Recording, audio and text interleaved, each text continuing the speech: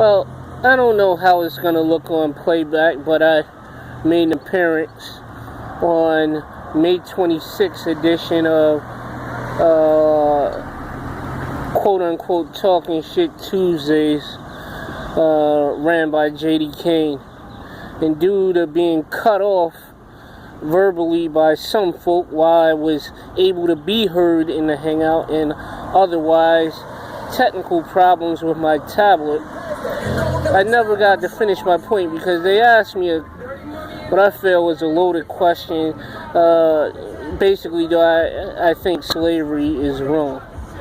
I told them that there was a distinction between the institution of slavery itself, where people own other people, versus the mistreatment that people suffer during slavery. So they asked me the question again, do I think slavery is wrong? And I said, no, not if that's the law of the land. Now, understand that that answer is in the context that I originally gave. Slavery as the institution where people can own other people.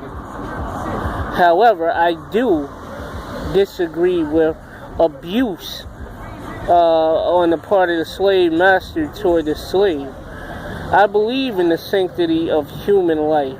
However, my point of validation for the sanctity of human life comes in such words as God speaks, recorded in Genesis chapter 9, where God says that man, he shall require the blood of man from whoever it is that sheds it, whether it be other man, man's brother, or whether it be beast. For in the blood is the life of man. And the blood is the life of a thing. And in the blood of man is the life of man. And God said he would require the blood of a man at the hands of whoever it was that shed it. He said their blood shall be shed by man. But he said he would require it because God made man in his own image.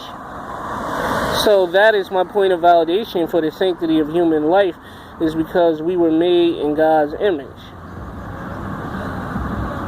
But I hope that clears that up if it comes out looking crazy on the playback of TST May 26th.